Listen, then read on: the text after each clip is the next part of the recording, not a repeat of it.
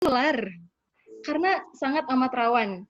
Ketika kita berada di rumah sakit, interaksi dengan pasien manapun, interaksi dengan pengunjung manapun, itu akan sangat lebih dekat dan lebih terasa gitu. Jadi setiap koas kemarin sempat masuk juga beberapa waktu di Rumah Sakit Dr. Muardi pada saat pandemi COVID, itu rasanya deg-degan teman-teman. Kayak, waduh, aduh, jadi insecure sendiri gitu. Apalagi teman-teman di luar sana gitu ya, yang mungkin juga, apa namanya, tidak melihat secara langsung kondisi COVID-19 di rumah sakit. Oke, langsung aja, aku kebanyakan cerita. Kita izin belajar bersama ya pada malam hari ini. Di-unmute semua ya, Ria ya? Iya, Mbak. Oh, di-unmute semua. Oke, kita langsung aja. Sambil sama-sama belajar, kalau nanti ada yang salah, mohon untuk diingatkan di chat ya. Karena pada malam hari ini kita diskusi aja, cerita aja. Oke, kita mau bercerita tentang COVID-19. Aku izin menampilkan slide, boleh ya? Silakan, Mbak. Boleh. Boleh ya, coba.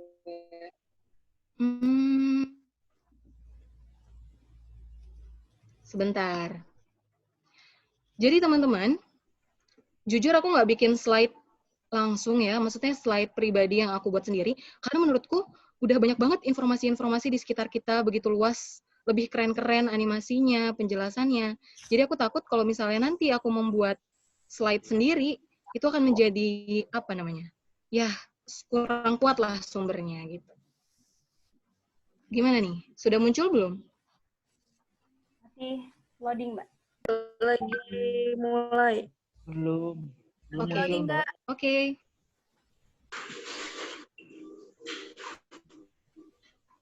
Masih loading ya.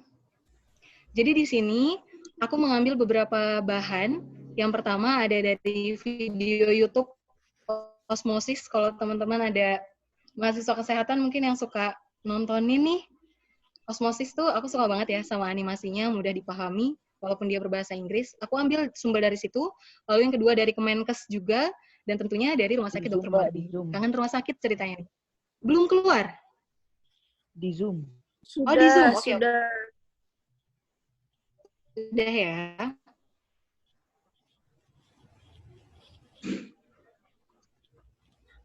Apakah muncul? Klik yang tanda gelas, Mbak. Belum muncul. Belum muncul.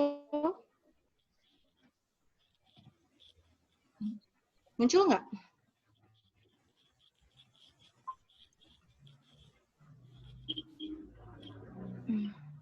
Ya, muncul. Muncul? Udah muncul? Udah ya? Udah. Oke, terima kasih. Oke, teman-teman. Kita langsung mulai aja. Aku akan bercerita sedikit tentang COVID-19.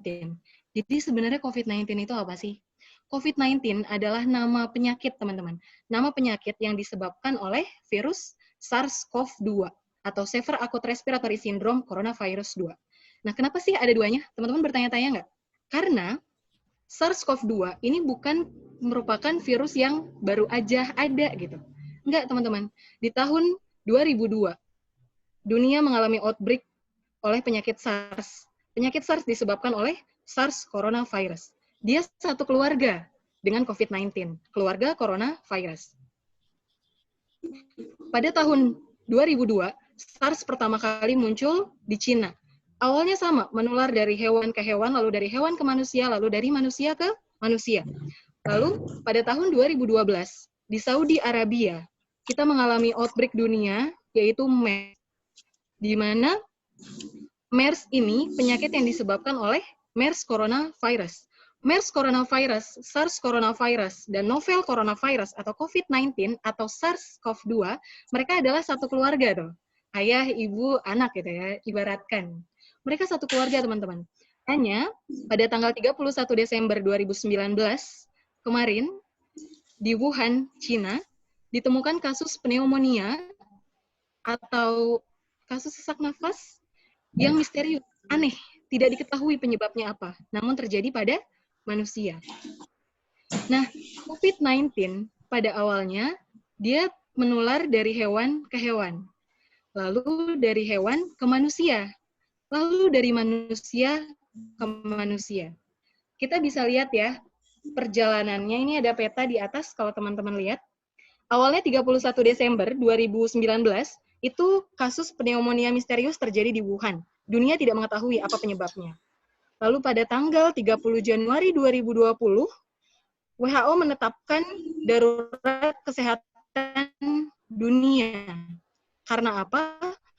Karena coronavirus sudah menyebar dari Wuhan ke beberapa daerah di Cina. Dan sudah menyebar ke beberapa negara yang sebenarnya jaraknya jauh dari Cina. Itulah yang disebut dengan pandemi, di mana ada suatu, lalu itu dinamakan KLB ya, di suatu daerah, lalu menyebar ke daerah-daerah lain di sekitarnya dalam satu negara, itu disebut endemi, lalu dia menjadi pandemi, tingkat yang paling tinggi, menyebar ke beberapa negara yang sebenarnya jaraknya jauh dari Wuhan. Gitu. Lalu pada tanggal 2 Maret 2020, pertama kalinya ada kasus COVID-19 di Indonesia. Ditemukan positif pada 2 orang ibu dan 1 orang anak setelah menghadiri sebuah acara dansa, kalau tidak salah ya berita waktu itu, dan sehabis kontak erat dengan warga negara asing dari Jepang. Oke. Sampai sini bisa dipahami teman-teman penjelasannya? Bisa. Bisa ya? Aku nggak bisa lihat wajahku sih. Bisa. Oke, kita lanjut saja. Karena tadi kita sudah ngomongin nih, apa sih sejarahnya COVID-19, kekeluargaannya gitu kan. Kita juga sudah ngomongin perjalanannya COVID-19 dari Wuhan hingga sampai ke Indonesia. Lalu sekarang kita berbicara hal yang terpenting dari COVID-19, yaitu gejalanya. Nah, gejalanya, apa sih sebenarnya gejala yang diderita oleh penderita COVID-19, teman-teman? Yang pertama, adanya demam yang tinggi. Demam yang tinggi lebih dari 38 derajat Celcius. Lalu bisa terdapat gejala batuk kering. Setelah itu, sekitar seminggu kemudian, akan timbul keluhan sesak nafas. Sesak nafas bisa ringan sampai berat. Tapi, dari kasus yang terjadi pada saat ini di dunia, sekitar 80%, teman-teman bisa lihat ya, yang warna biru, sekitar lebih dari 80% menderita gejala yang berat. Jadi gejalanya hanya ringan, flu-like syndrome, atau gejala seperti orang flu aja. Adanya demam, adanya batuk, terkadang ada sesak nafas tapi ringan. 80% pasien mengalami hal tersebut. Lalu, 13% lebih, itu pasien mengalami kasus berat, yang digambarkan oleh bapak-bapak merah ini ya. Dia mengalami demam, batuk kering, adanya sesak nafas, sampai menyebabkan pneumonia atau sesak nafas yang sedang. Lalu kita lihat selanjutnya teman-teman. Sekitar 4% pasien yang terinfeksi COVID-19, dia mengalami kasus darurat. Di mana kasus darurat itu terjadi ARDS, Acute Respiratory Distress Syndrome. Adalah kegagalan pada pernafasan. Nah, orang dengan gagal nafas, dia bisa menimbulkan kerusakan organ. Nah, inilah yang kita sebut dengan kasus darurat. Pada pasien-pasien mana aja sih sebenarnya yang punya faktor resiko ketika terinfeksi COVID-19 nih, dia bisa menjadi kasus darurat. Yang pertama, geriatri atau orang tua, teman-teman. Di mana ketika usia itu bertambah, maka akan ada penurunan dari fungsi organ, penurunan dari sistem imunitas tubuh. Lalu yang kedua, smokers. Rokok ya, karena merokok adalah pola hidup yang tidak sehat. Otomatis akan menurunkan sistem imunitas tubuh dan akan merusak fungsi organ. Lalu pada beberapa kondisi, nah, ada orang-orang dengan penyakit kronis. Penyakit kronis seperti apa sih, Kak? Diabetes, kolesterol, penyakit-penyakit yang memang sudah diderita sebelumnya, kemudian dia terserang infeksi COVID-19. Itu meningkatkan resiko pasien tersebut mengalami kasus berat sampai gagal nafas, shock, hipotensi, gagal fungsi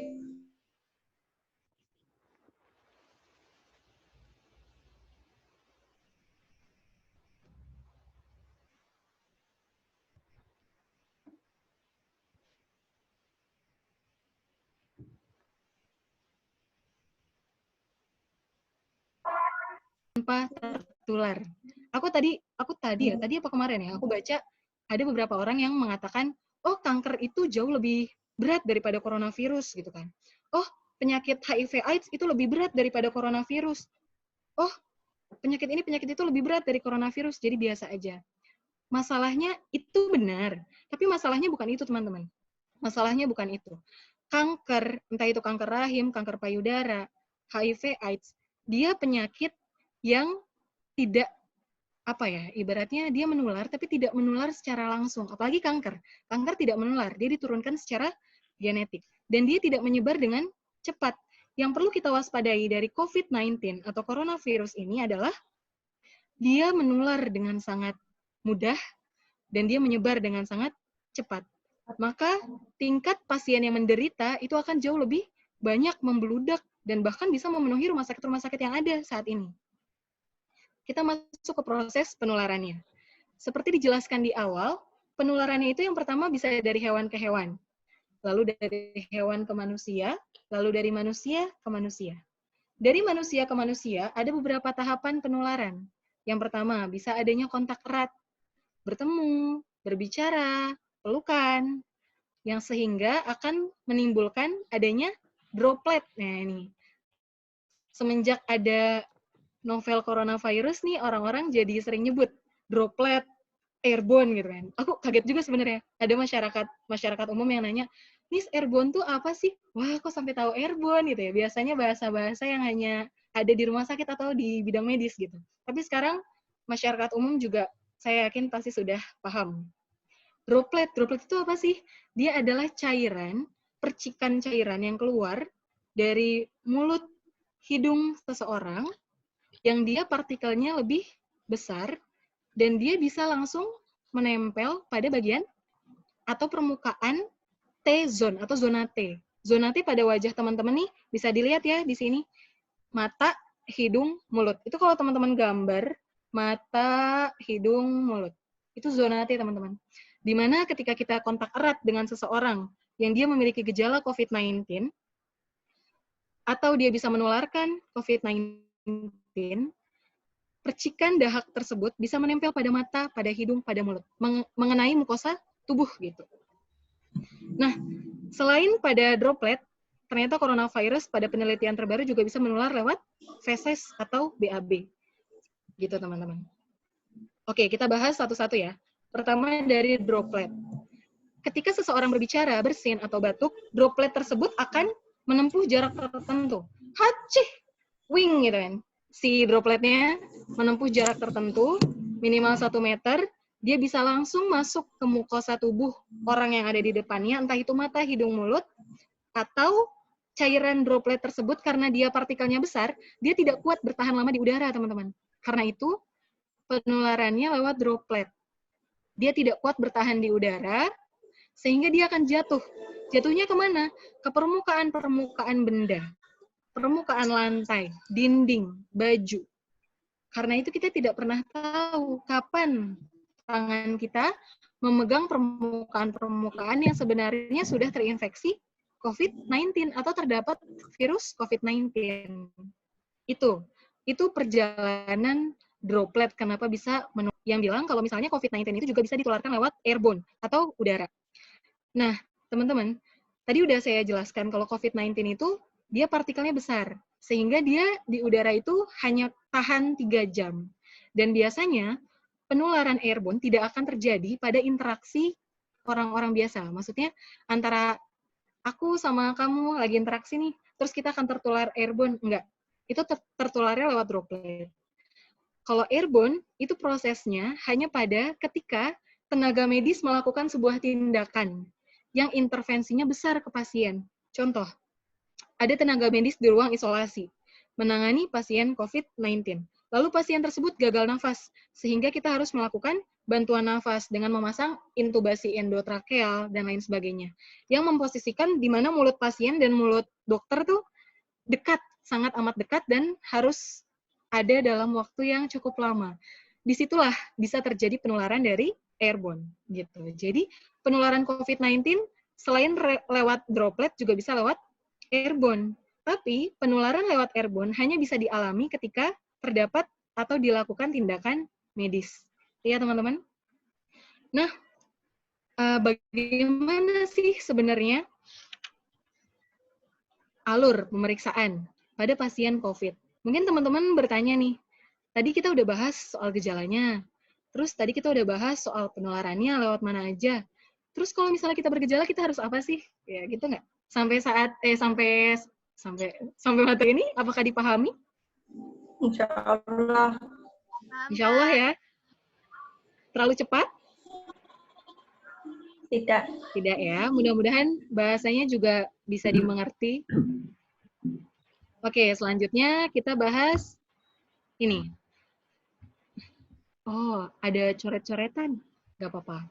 Nah, ini aku ambil dari Rumah Sakit Dr. Muardi, rumah sakit tercinta, aduh, di mana saat ini hampir ada beberapa rumah sakit, bahkan rata-rata rumah sakit sudah menyediakan posko siaga COVID-19. Sebenarnya buat apa sih posko siaga COVID-19? Sekedar bercerita, sebelum ada posko siaga COVID-19 di Rumah Sakit Dr. Muardi di Solo. Waalaikumsalam.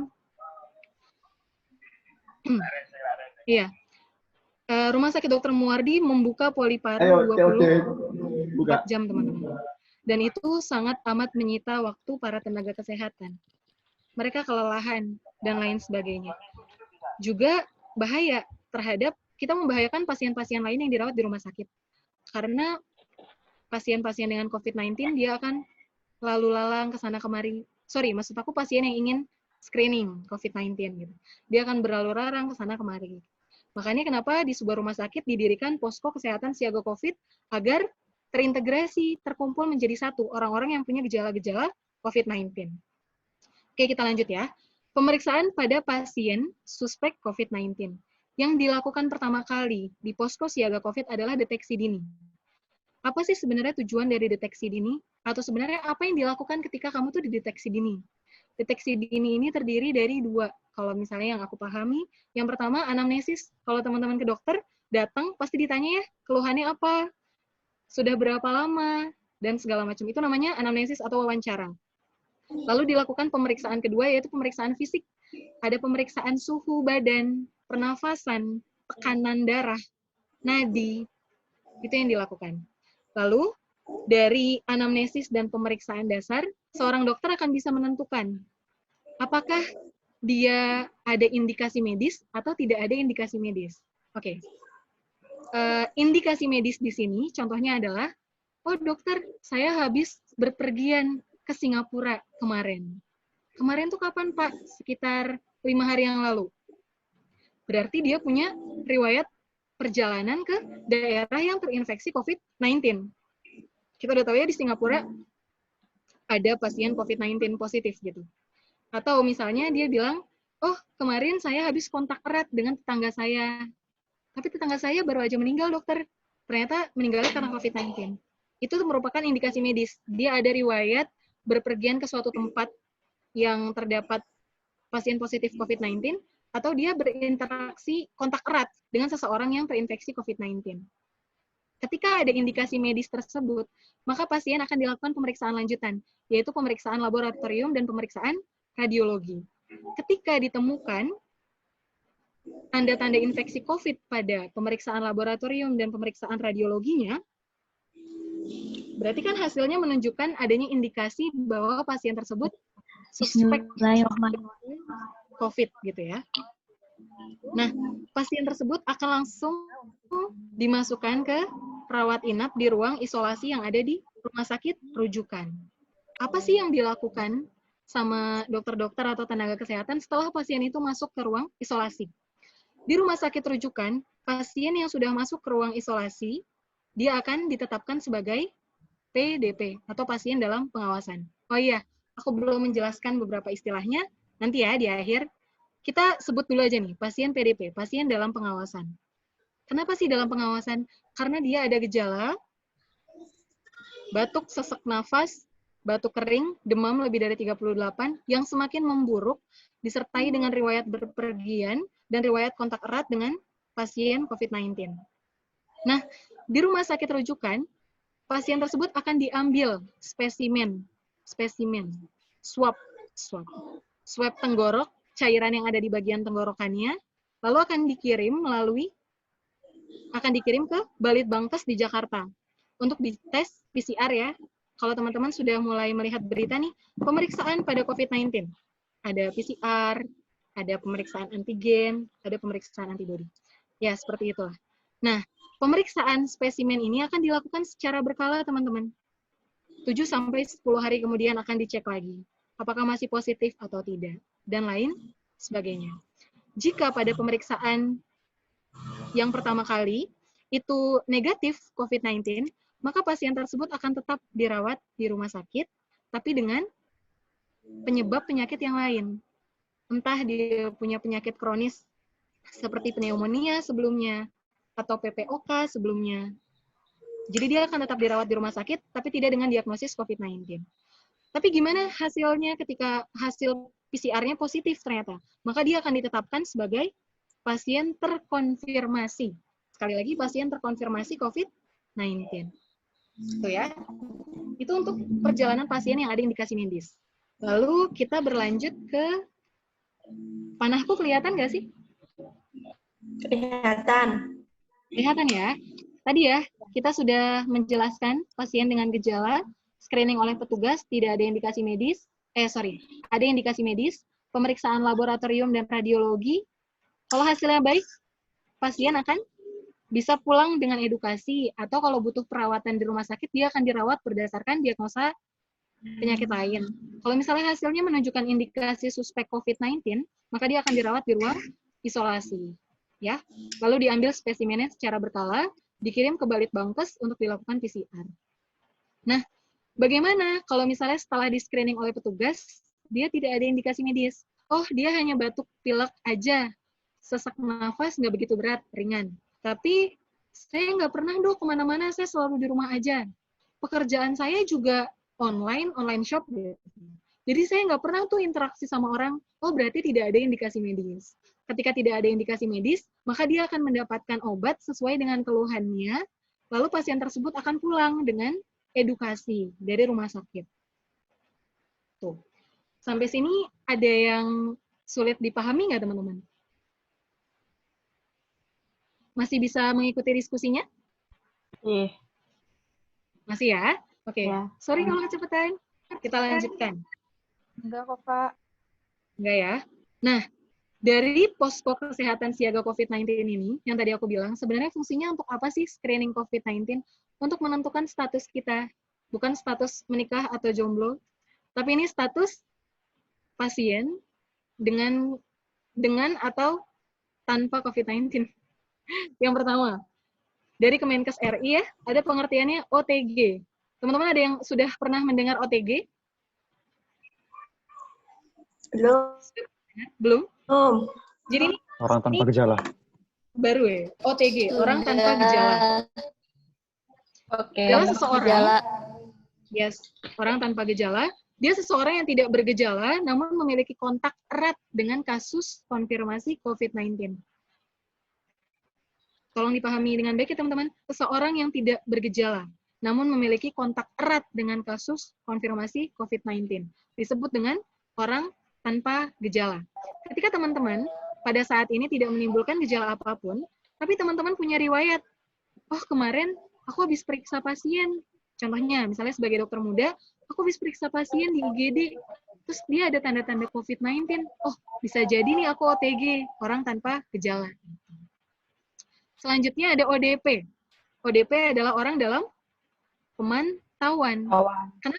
Kenapa dalam pemantauan? Dipantau. Orang tersebut sudah memiliki gejala. Ada demam, ada sakit tenggorokan, ada batuk kering. Dan dia memiliki riwayat perjalanan ke negara tertentu atau riwayat kontak dengan pasien yang terkonfirmasi COVID-19. Contohnya, aku menghadiri sebuah seminar di Bogor, lalu setelah menghadiri seminar itu aku pulang ke Solo. Ternyata aku timbul nih gejala demam 38 derajat Celcius, pilek, terus ada sakit tenggorokan sama sesak nafas tapi ringan lah, nggak begitu berat. Lalu aku ingat, oh ada nih ternyata kasus yang terkonfirmasi di Muardi kemarin, dia juga salah satu peserta dari seminar yang ada di Bogor itu. Bisa jadi kamu ODP, orang dalam pemantauan. Harus dipantau gejalanya. Paham ya sampai sini? Dipantau gejala yang muncul. Lalu ada yang kita sebut dengan PDP. PDP atau pasien dalam pengawasan, artinya apa sih? Diawasi, sudah bukan dipantau lagi teman-teman. Sudah diawasi, berarti kan semakin erat pengawasannya, karena dia ada gejala demam, pertama, ada gejala batuk kering, kedua, ada gejala sesak nafas dari sedang hingga berat. Dia juga punya riwayat berpergian, dan riwayat kontak dengan orang yang terkonfirmasi COVID-19. Sama ditambah lagi, dia adalah orang dengan infeksi saluran pernafasan atas yang berat. Contoh, dia punya penyakit sebelumnya, pneumonia, PPOK, yang menyebabkan pasien tersebut membutuhkan perawatan di rumah sakit. Gitu. Sampai sini dipahami nggak perbedaan dari 3 status pasien ini? Paham. Paham ya? Oke. Lalu apa sih sebenarnya yang harus kita lakukan ketika kita menjadi OTG? Untuk OTG dan ODP, orang tanpa gejala dan orang dalam pemantauan, yang dianjurkan oleh pemerintah adalah karantina mandiri atau isolasi sendiri di rumah, teman-teman. Kalau kalian memiliki gejala, maka isolasi diri di kamar. Buat tempat isolasi sendiri di rumah, di kamar kalian, dengan cara membuka sirkulasi udara dan cahaya. Jadi harus bagus sirkulasi udaranya, sirkulasi cahayanya harus bagus sehingga matahari bisa masuk, dan jangan ada orang yang tidur atau tinggal sekamar dengan kalian. Itu yang dimaksud dengan karantina mandiri atau karantina sendiri di rumah. Karena teman-teman sudah punya gejala atau sebagai orang dalam pemantauan, lagi dipantau nih gejalanya, gitu. Mbak, mohon maaf Mbak Anissa. Dan harus menerapkan physical distancing atau jaga jarak aman fisik kita dengan fisik orang lain. Mbak Anissa, Ya. Mbak Anis, Ya? mohon maaf ini sudah masuk waktu sesi tanya jawab, mungkin bisa dipercepat ya Mbak ya untuk sesi tanya jawab. Oke. Ya, Oke, satu dipercepat pertanyaan aja saja ya. Mungkin Mbak, satu pertanyaan. Oke, saja. sip. Ini tinggal 3 menit lagi. Terima kasih Mbak, mohon maaf. Oke. Sorry ya. Oke, kalau PDP, dia harus dirawat di rumah sakit, tadi sudah dijelaskan. Ini tadi sudah dijelaskan, kita langsung aja. Ini juga, oke ini, tindakan preventif yang penting teman-teman, yang perlu teman-teman lakukan. Yang pertama, saya mau mulai dari bawah nih. Ada cuci tangan pakai sabun dengan benar. Cuci tangan pakai sabun dengan benar, sesuai dengan langkah yang dianjurkan WHO, 6 langkah, minimal 30 detik. Itu yang dianjurkan teman-teman. Boleh atau tidak menggunakan hand sanitizer? Boleh, asal hand sanitizer-nya berbasis alkohol 60-70%. Juga menerapkan cara mencuci tangan WHO ya, 6 langkah. Lalu kita lihat di sini, gunakan masker bila demam, batuk, serta terapkan etika batuk. Etika batuk, teman-teman sudah paham ya, saya rasa semuanya. Menutup mulut dengan masker, jangan menutup mulut dengan tangan kosong, gunakan tisu, sarung tangan, ataupun lengan, lalu membuang tisu dan sarung tangan yang sudah digunakan atau mencucinya ke tempat sampah medis, lalu mencuci tangan 6 langkah. Di sini ada jaga jarak, physical distancing, hindari kontak langsung, bersalaman, berciuman, pipi kanan kiri, hindari kerumunan, batasi transportasi publik.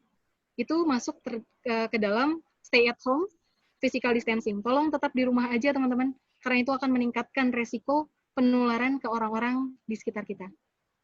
Oke, sedikit tentang alat pelindung diri, boleh ya? Di sini yang perlu teman-teman ketahui ya, ini alat pelindung diri yang mungkin dipakai oleh pegawai dari rumah sakit. Yang pertama ada masker medis, teman-teman. Masker medis ini sebenarnya digunakan oleh siapa sih? Oleh pasien atau pengunjung dengan gejala dan oleh tenaga kesehatan yang ada di IGD. Nah, kalau teman-teman di luar nih, bukan sebagai tenaga medis, atau misalnya tidak bekerja di rumah sakit, sebenarnya perlu nggak sih pakai masker medis? Tidak perlu, teman-teman. Teman-teman cukup pakai masker non-medis. Lalu masker N95, kacamata Google, penutup kepala, pelindung wajah, dan segala macamnya, gaun dan sarung tangan, itu hanya digunakan oleh tenaga medis yang bertugas di ruang isolasi. Ya, teman-teman. Jadi kalau ada yang lihat video, ada orang yang pakai alat pelindung diri lengkap, plus sarung tangan, plus kacamata Google, plus masker N95 ke supermarket. Tolong diingatkan. Tuh. Lalu sebenarnya bisa nggak sih tubuh kita tuh melawan?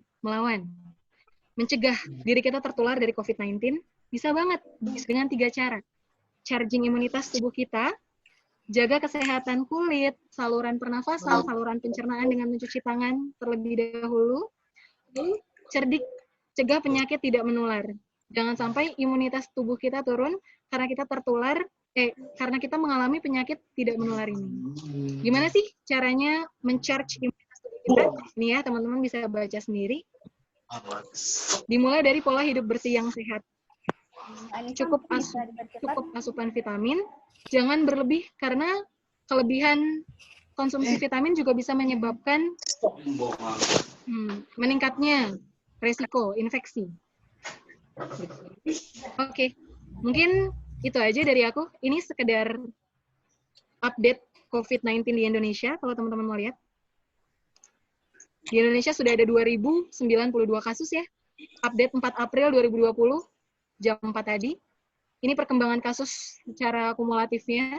Terkonfirmasi 2092 kasus, sembuh 150 kasus, dan meninggal 191 kasus. Terima kasih teman-teman, saya kembalikan ke Ria. Oke, baik, terima kasih banyak untuk Mbak Anissa. Penjelasannya sangat luar biasa. Kita langsung ke pertanyaan saja ya Mbak ya, karena ini sudah mepet sekali. Boleh. Bertanya dari Mbak Salma Fatina, apakah kalau seseorang batuk terlalu lama itu bisa terkena COVID-19 dan dia juga memiliki riwayat pneumonia? Oke. Kalau misalnya batuk lama, yang perlu teman-teman perhatikan, itu di sini teman-teman.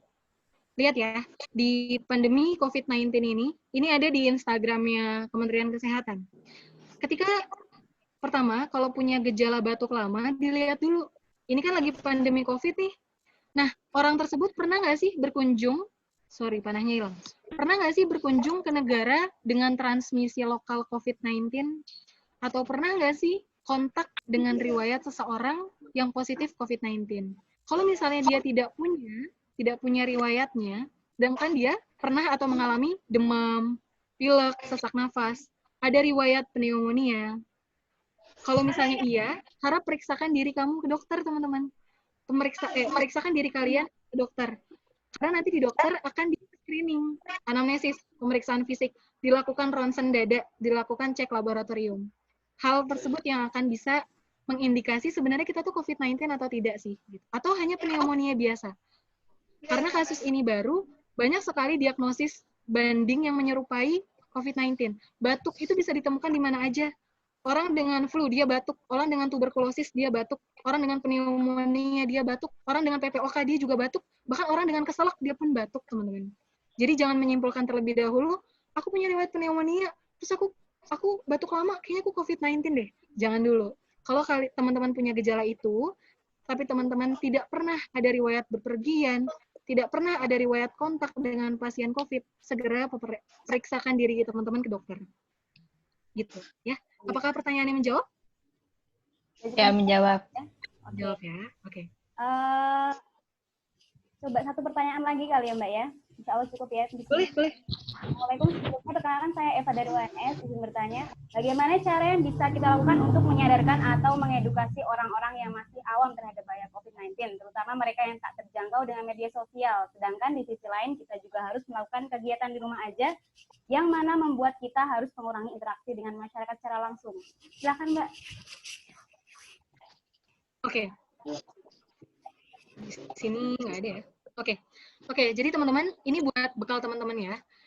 Ketika teman-teman ingin mengedukasi orang lain, itu banyak cara. Ketika kita harus physical distancing atau social distancing, kita harus stay at home, tetap di rumah aja, teman-teman bisa mengedukasi lewat berbagai macam cara. Pertama, lewat media sosial. Entah apapun caranya, mungkin teman-teman lebih ngerti ya cara kreatifnya. Ataupun teman-teman bisa ikut relawan-relawan COVID yang dibuka oleh beberapa lembaga-lembaga sosial yang ada di masyarakat pada saat ini.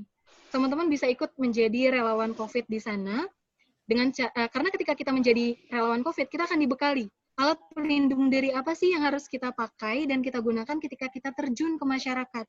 Minimal masker, minimal itu. Minimal setelah kita keluar, nanti kita akan cuci tangan, membersihkan diri, mengganti baju kita sebelum kita masuk rumah. Gitu. Lalu kalau misalnya di Solo, ada ya Solo lawan Corona. Ini lagi hits banget nih di Solo lawan Corona. Di situ juga sebenarnya bukan menganjurkan ya, membuka seluas-luasnya orang-orang yang ingin berkontribusi, mengedukasi masyarakat secara langsung, turun ke masyarakat, nggak apa-apa, ayo. Bahkan Ikatan Dokter Indonesia menganjurkan mahasiswa-mahasiswa kedokteran, dokter-dokter muda yang dia dijeda koasnya, dipulangkan ke rumah untuk pembelajaran jarak jauh, mereka dianjurkan untuk terjun ke masyarakat untuk mengedukasi masyarakat terkait dengan COVID-19. Tapi yang perlu diperhatikan adalah alat pelindung diri yang kalian gunakan ketika teman-teman semua turun ke masyarakat. Itu yang penting teman-teman, yang harus digarisbawahi. Jangan semena-mena, misalnya kita sehat, kita pengen mengedukasi, tapi kita terjun ke masyarakat, menyampaikan ilmu tentang COVID, tapi kita tidak melindungi diri kita sendiri. Itu kesalahan terbesar. Kita menolong orang lain, atau membantu orang lain, kita berbuat baik, tapi kita berbuat buruk terhadap diri kita sendiri. Udah WhatsApp, jangan berisik. Gitu ya. Apakah menjawab pertanyaannya? Boleh? Jawab ya, Mbak. Satu pertanyaan lagi mungkin Mbak terakhir. Tadi dikatakan bahwa penularan lewat airborne, tapi WHO baru menyatakan per tanggal 26 Maret kemarin telah dikonfirmasi lewat droplet, not airborne. Pada dasarnya perbedaan airborne dan droplet bagaimana, Kak? Apakah dokter muda di UNS ikut langsung dalam penanganan COVID-19 di sana, Kak? Terima kasih. Silakan. Kak. Jawab. Gimana tadi? Pertanyaan terakhirnya, apakah dokter di UNS? Apakah dokter muda di UNS ikut langsung dalam penanganan COVID-19 di sana, Kak? Terima kasih. Begitu, Kak. Jadi gini teman-teman, perja itu percikan cairan, partikelnya besar. Dia tidak akan bertahan lama di udara. Sehingga dia tidak akan kalau droplet itu berarti dia percikan cairan, bisa jadi langsung dari mulut orang yang terinfeksi pasien ke tubuh. Atau kalau tidak langsung masuk ke mukosa tubuh, nempel di benda-benda yang ada di sekitar kita, yang sangat sering kita pegang. Lalu setelah itu kita tidak mencuci tangan. Lalu tangannya kita pakai buat kucek-kucek mata, kita pakai buat pegang-pegang mulut, ke hidung. Itu penularan secara droplet. Kalau airborne, itu lewat udara, teman-teman. Jadi, pada saat tindakan medis, ketika dokter ingin memberikan pertolongan pada pasien positif COVID-19 dengan gagal nafas, yang mengharuskan, bukan mouth-to-mouth juga ya, tapi jarak antara mulut pasien sama mulut dokter tuh dekat, sedangkan virus COVID-19 itu bisa bertahan di udara, apalagi di ruang isolasi ya, itu 3 jam. Sedangkan dokter harus tindakan tersebut cukup lama. Nah, itu bisa mengakibatkan penularan secara airborne. Jadi penularan secara airborne, virus yang mengendap di udara, itu hanya bisa terjadi ketika kalian melakukan tindakan medis. Otomatis hanya tenaga kesehatan yang bisa mengalami hal tersebut. Gitu. Jadi kalau kita masyarakat umum berbicara dan lain sebagainya, kita tidak akan tertular melalui airborne, melainkan lewat droplet. Gitu. Terus, apakah dokter muda turun langsung? Tidak. Dokter muda dimanapun, bukan hanya di UNS, itu dipersiapkan untuk menjadi pengganti dokter-dokter kita yang saat ini sedang bertugas, teman-teman.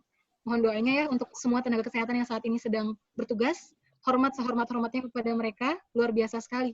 Ketika nanti mereka tumbang, siapa yang akan menggantikan? Siapa yang akan maju ke depan? Ya dokter-dokter muda ini.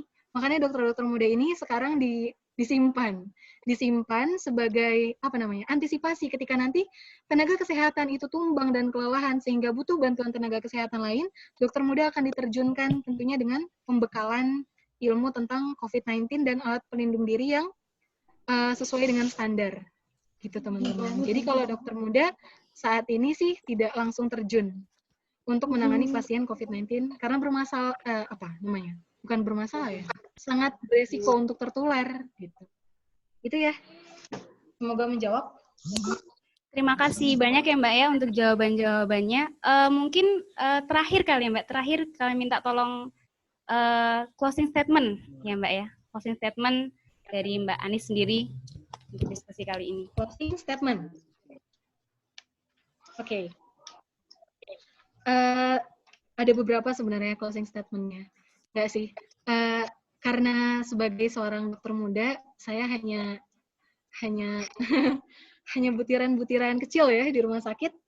Lalu semenjak kasus pandemi COVID-19 ini ditetapkan untuk pembelajaran jarak jauh di rumah aja, maka saya manfaatkan untuk menuntut ilmu dari berbagai webinar ataupun diskusi online seperti ini terkait dengan COVID-19. Gini ya teman-teman. Oke. Nah,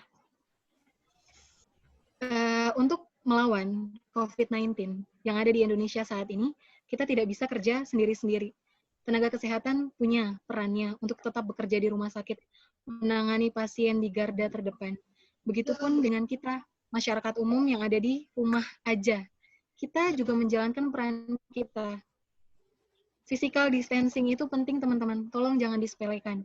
Karena orang-orang di luar sana, keluarga tercinta kita yang ada di rumah, mereka memiliki resiko yang sangat tinggi untuk tertular ketika kita sering berpergian keluar rumah, sering tidak memakai alat pelindung diri.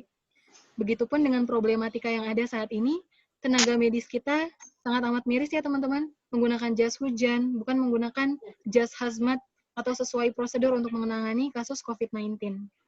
Lalu kekurangan masker medis ya teman-teman tahu, itu juga sangat terbatas. Padahal tenaga medis kita sangat membutuhkan hal tersebut. Jadi kita sebagai masyarakat umum yang sebenarnya tidak memerlukan masker medis, ayo kita tim masker non medis, agar masker medis bisa diproduksi lebih banyak untuk tenaga kesehatan kita. Jadi COVID-19 ini harus kita lawan, harus kita cegah bersama-sama. Social distancing atau physical distancing yang saat ini sedang kita alami sangat bisa untuk kita jadikan sebagai bahan introspeksi diri ya, sebagai bahan kesadaran dari diri kita. Oh, ternyata kita bisa semakin dekat dengan keluarga, kita bisa semakin banyak berinfak dan beramal lewat apapun itu, kita bisa saling menyemangati satu sama lain. Seperti itu ya teman-teman. Jadi jangan pernah merasa diri kita tidak memiliki peran penting di masyarakat untuk menangani COVID-19 ini. Tidak. Kita semua punya peran penting untuk bersama melawan COVID-19. Terima kasih. Baik, terima kasih banyak. Ya, terima kasih banyak Mbak atas penjelasannya, atas pencerahan-pencerahan yang diberikan kepada kami semua di sini. Sukses terus untuk Mbak Anissa. Oke, untuk teman-teman yang tadi belum berkesempatan untuk sudah bertanya tapi belum dapat kesempatan untuk dijawab ya pertanyaannya. Mohon maaf karena memang keterbatasan waktu. Jadi kami hanya membatasi pertanyaan hanya 3 pertanyaan ya. Mohon maaf teman-teman semuanya. Nah, alhamdulillah dengan ini sudah berakhir ya sesi pertama dari diskusi koas kita pada malam kali ini. Nah, sesuai dengan temanya nih, koas aspal pada malam kali ini adalah We Are Gaza Now. Apa sih sebenarnya korelasi antara corona itu sendiri dengan Gaza? Ada apa sih? What happened with Gaza? Ada apa dengan Gaza? Emangnya kenapa? Nah, untuk membahas atau mengulas tentang itu, nanti kita akan bareng-bareng membahasnya dengan pembicara yang tak kalah keren ya di sesi kedua. Nah, untuk sesi kedua ini teman-teman bisa cek grup lagi ya, cek grup lagi, nanti kemudian saya akan menge-share link grup untuk sesi kedua. Nah, persiapkan diri teman-teman untuk sesi kedua ini. Baiklah, untuk sesi pertama ini saya tutup dulu. Jangan lupa join sesi kedua. Wassalamualaikum warahmatullahi wabarakatuh. Waalaikumsalam warahmatullahi wabarakatuh.